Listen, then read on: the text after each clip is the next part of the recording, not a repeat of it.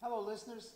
My name is Charles Scott. I'm the broker for Tri-State Realty, and the program is called Can We Talk? We come to you every week. We are very informative, give you information about what's going on within the real estate market and also the economy, and give you some information that can help you make decisions and plan for the future. I'm here with my son, Charles Scott Jr. Junior, how you guys doing today? Yes, like my father said, we're here to help the people, and we have a lot to talk about today.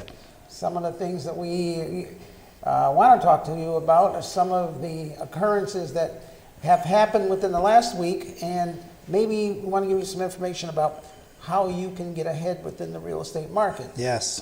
Now, my son and I were just talking about some of the ideas that we want to give you, one being, if you're out there looking for a house right now, it can be very challenging, right? Yes, very true. It can be very challenging because right now people are basically going to see a house, they may put an offer on it and then they realize they're one of several offers, and some of those offers may be very high, above asking price.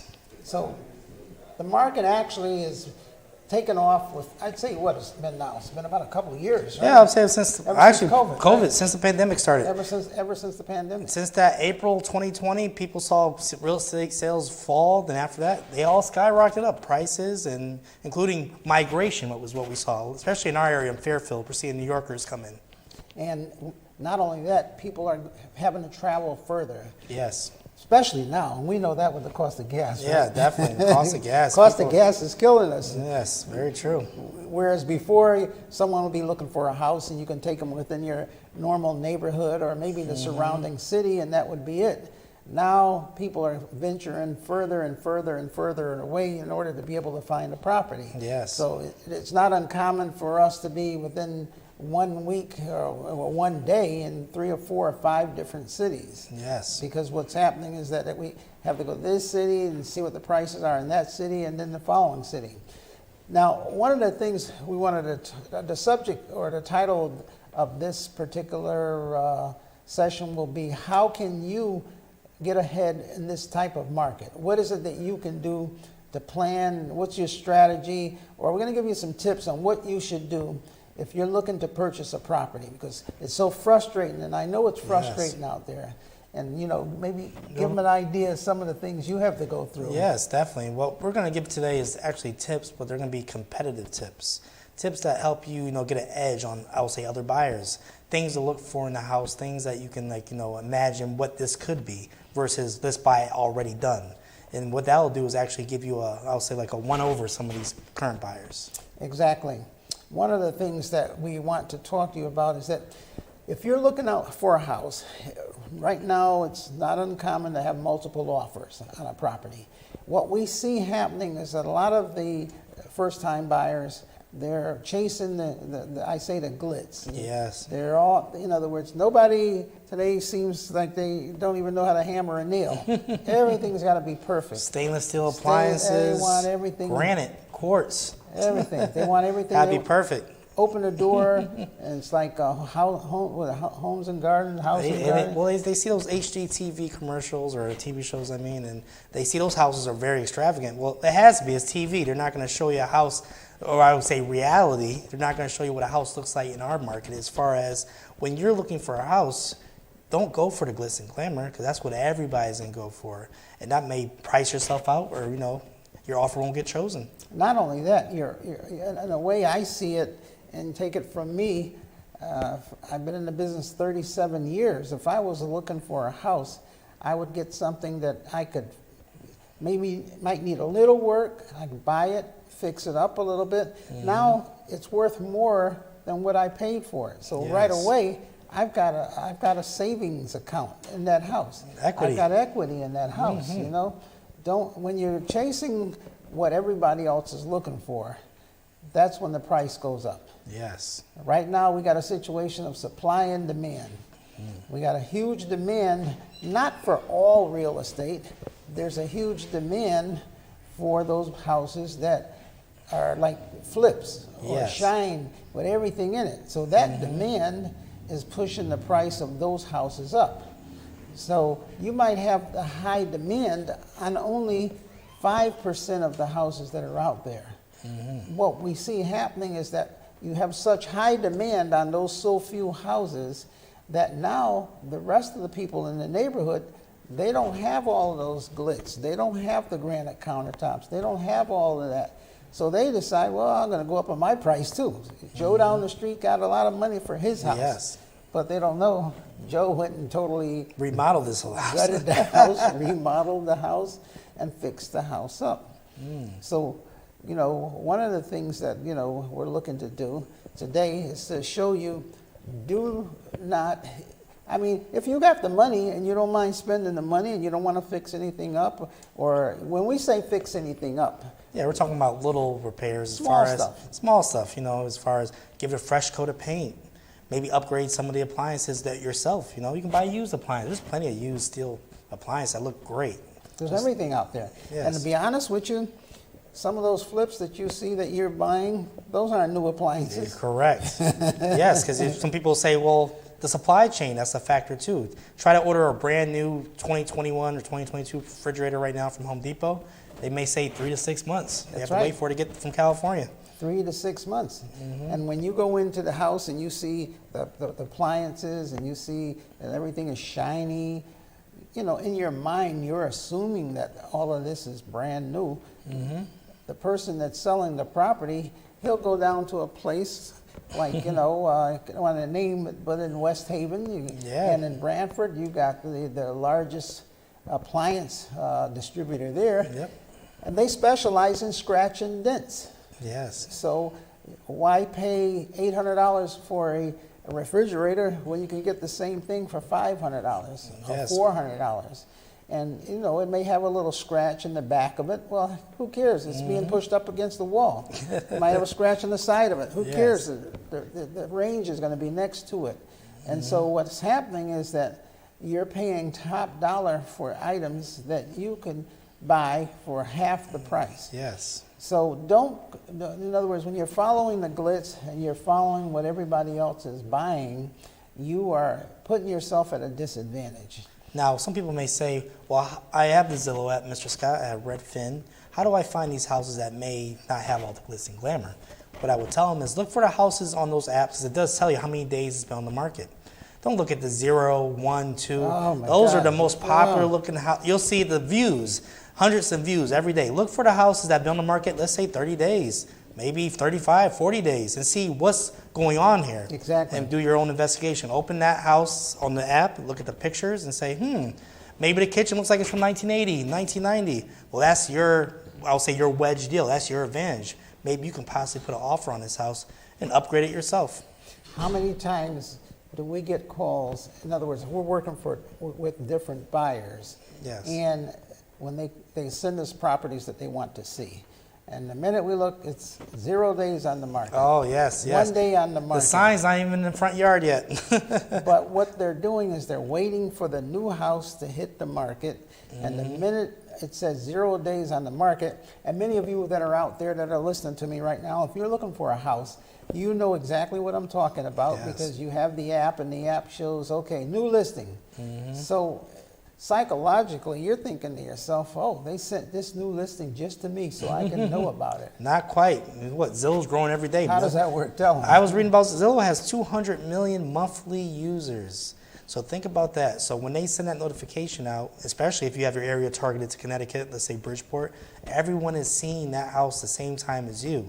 So it's going to be basically, it's like at a race. When a guy shoots the gun, they all say go. Everyone's going after that one house. And what happens is that house gets bid higher and higher and higher. So now when you call us up and you say, oh, this new house just hit the market. I want to see this house. So we set up an appointment to see that. If you send 4 or 5 houses, it's remarkable. All 4 or 5 just hit the market the same day. Very true. Now, there's 2,200 real estate agents in the area. So I'd say at least probably 30% of them are working with a first-time home buyer or Yes. somebody. So that means about 700 people automatically got that same click that you did, and 700 people now want to set up an appointment to see that one particular house or 2 houses that are out there. Yes. Now, what would I do if I were a first-time home buyer and I was looking to buy a house? Here's what I would do. First of all, I totally eliminate all of the ones that just came on the market today. Very Maybe true. maybe even the last week. Yeah, even those are still hot. Even the last week. Mm-hmm. Now, I would look for the homes that are on the market 2 weeks, 3 Yes, weeks, 3 weeks. a month, even 4 months. Yes, very true. Now, you might say, well, those houses have been on the market for a long time. No one wants to buy those. Well, those houses are the ones that do not have all the glitz. Mm-hmm. When you look at the kitchen might be dated. Yes. Might have brown cabinets. Might have vinyl flooring. It might have the walls might be painted. Wallpaper. When you see forgot wallpaper, forgot about that one. when you see the wallpaper, you know the house is going to be dated, the entire house. I have wallpaper. Mm-hmm. And and I see that, I'm loving it. 'Cause I'm saying, Exactly. I'm smiling. When you walk in the house and you see this dated wallpaper, smile because you say, I could get maybe a good deal here. Exactly. That's telling me, number one, it's telling me that it's an older couple. Yes. They've probably been there 20, 25 years. Mm-hmm. It's telling me that maybe they don't even have a mortgage Very true. because they've been there so long. Mm-hmm. So if they don't have a mortgage and they're asking, let's say, $250,000, it tells me also they're probably getting ready to retire. Yes. Why? Because they've been there so long, they've had the house, and they're probably looking to move maybe with their children, closer to the children, maybe to a retirement community, maybe to a state where the taxes are not so high. Very true. Because these are the reasons that we get from people that are selling in that situation. I'm moving to a state where the taxes are not so high because I'm on retirement, I'm getting Social Security, and I'm getting my pension, and I'm getting the fixed income, and Connecticut or whatever state it is eating up all my money. Yes. Well, we see that a lot because you'll see, family maybe in their 30s or 40s, they buy a big house, they raise a family. After the kids move out and get their own lives, they have this big house. They may not have a mortgage, but they may have a big tax bill every year. Right. And taxes aren't going down. Taxes are increasing, especially after this year. So they may say, look, we have 100% equity in this house. Let's sell it and let's downsize. Now, where your advantage comes is those people, basically, since they have no mortgage, basically a lot of it is profit. So what they're going to do is basically not haggle the price. They're not looking for the highest and best. Right, exactly. Right away, I'm thinking to myself, okay, maybe we can get a deal going here. Because these people, the money that they're getting is going to be maybe all money they're putting in their pocket after their expenses. If they're selling for $250,000 after their expenses and everything, they might end up with $225,000 in their pocket, $250,000. Yep. And they're already getting their retirement, and they're getting their pension. So therefore, all of this money coming into them is totally different. Now look at the other scenario.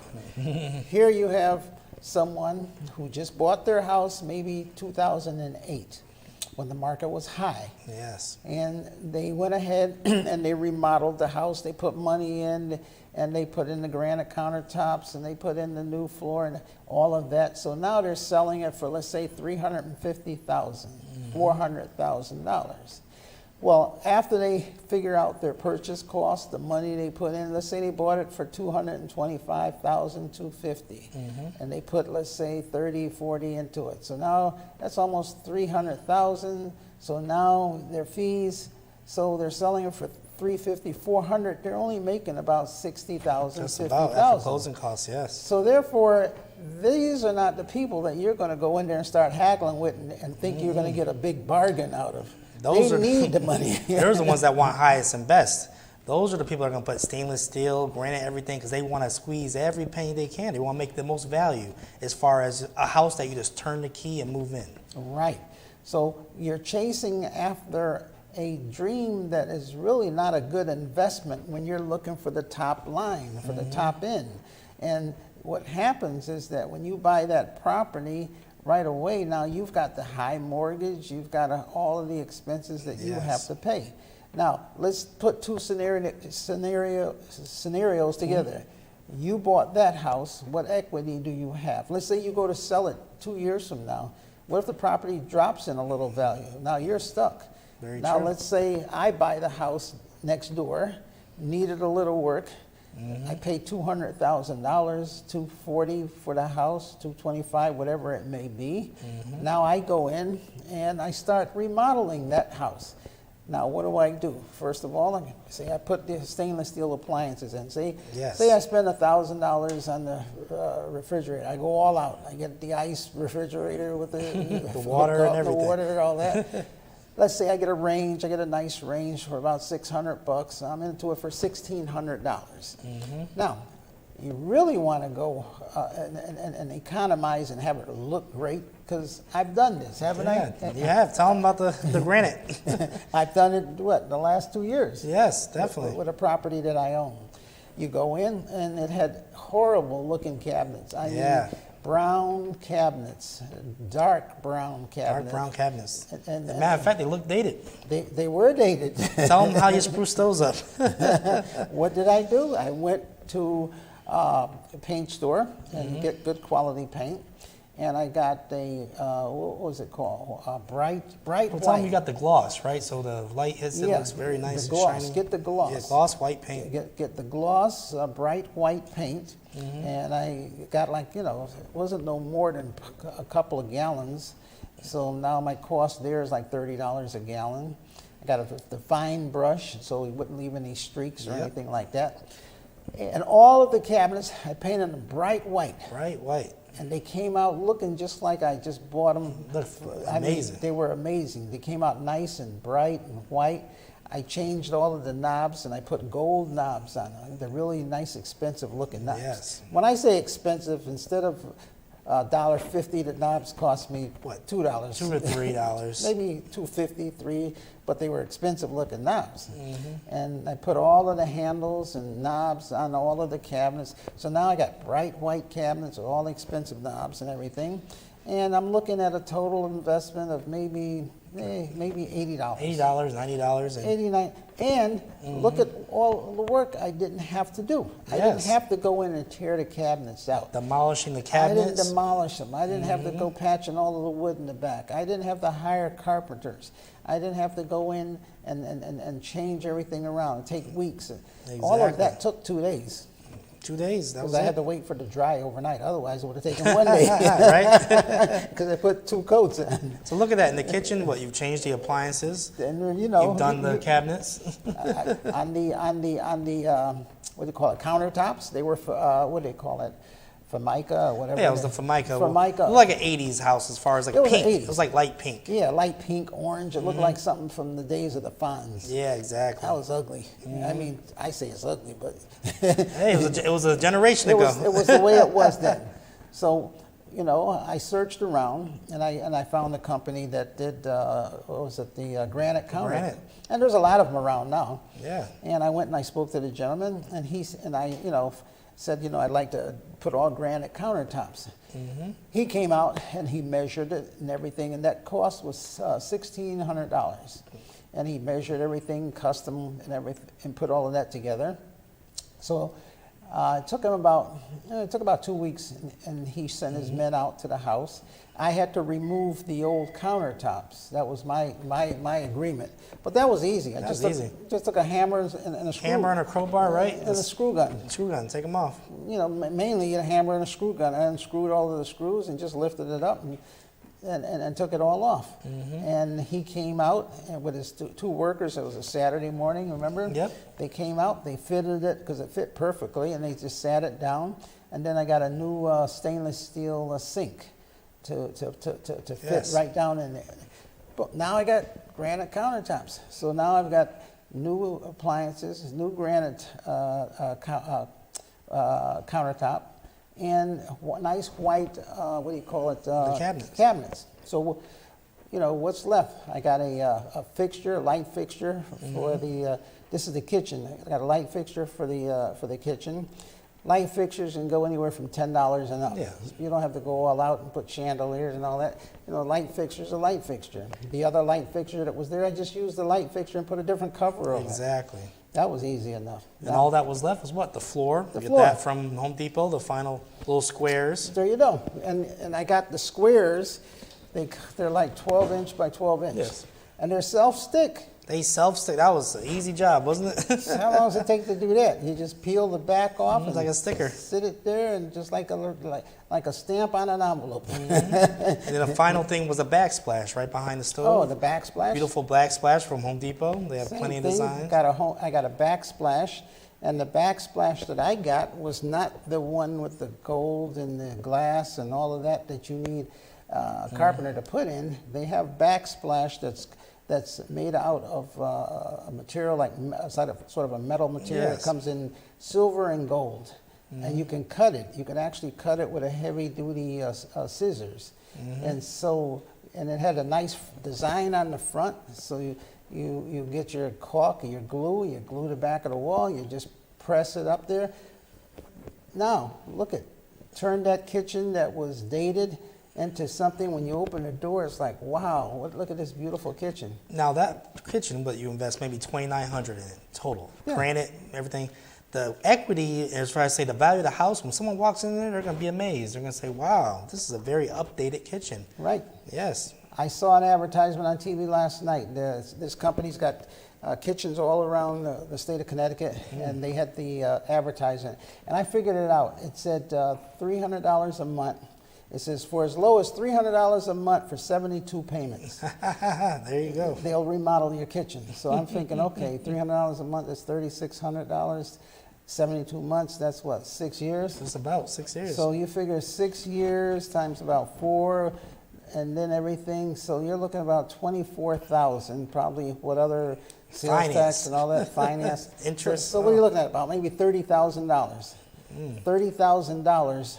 I did what? 3,000. Yeah, 3,000, and no time at all. Yeah, no time at all. Between ordering the granite, having them cut it, you can do a whole kitchen within what, a week and a half, 2 weeks at the most. Right, and I was doing it, a little bit at a time. A little bit at a time, yeah. It's not like I'm a full-time. You look at me. Do I look like I'm a Contractor. I mean, this is self-doing. I had a guy that was helping me out and working with me, but it was there again, it was just a handy guy that was helping me out and everything. And even throughout the house was a drab-looking Yes. brown, Red colors, what do you reds and call that? browns. Paneling. Paneling, Oh, yes. because you imagine paneling. Yes. And I see people go in and they rip all the walls. rip it out. They rip everything out. That's expensive. Not only that, you start ripping all the paneling out, you don't know what's behind the You paneling. don't know what's behind there either, yes. So what did I do? I left all of the paneling there. I just turned around and painted it to a nice light gray. That's the Yes. color. Everybody loves light gray now. I call it IKEA gray because that's where I see all IKEA. Everything's that gray color. It's like a silver color, but not too silver. It's soft on the eyes. Soft, nice, Yes. soft color. So you get on that particular thing, you get an interior flat. You Yes. don't use a gloss. You use an interior flat paint. Yes. And you paint it. It came out looking like the lines, and if you know what I'm talking about with the older paneling, it all has lines coming down. Yes. Up and down. When you leave the lines in there and you paint over all the walls, it looks like you paid extra to put the lines in there because it gives it a nice look, because now you have the nice design in the panel. And no one knows it's paneling. It looks like sheetrock with nice lines in it. So you've turned around and you don't have to rip anything apart. You don't have to worry about a dumpster. You paint that and it looks really, really nice. Really nice throughout, the entire house. Yes. Then in some parts, I had what do you call it, tiles. The kitchen, I had the tiles. And it made it look night and day. Night and day. Night and day. Now they may say, Mr. Scott, what else could I do in that same type of situation? Talking about the crown molding, a little liner at the top of each room. Crown molding, you can buy crown Home molding Depot. by the foot. And it's very simple. You got a 12-foot room, you put 12 feet of crown molding, you cut it and you tack it up there, and Tack you it up. put a nice white gloss paint around there to make it really look nice and Yes. shine. So you see, this is what I'm saying. When you go out to look for homes, now you take, for example, that particular house doubled in value Yes. from the little bit that I did. So the guy next door who bought the glitz and the shine and all that, he's treading water or maybe underwater, and his Yes. value is not there. next door, I'm next door to him. You're My house growing looks equity. good, and my house is worth half as the house I have there is worth twice as much as what I paid for it. Very And true. both houses are worth the same thing. Only thing is he owes twice as much on his house than Yeah, I owe very on true. mine.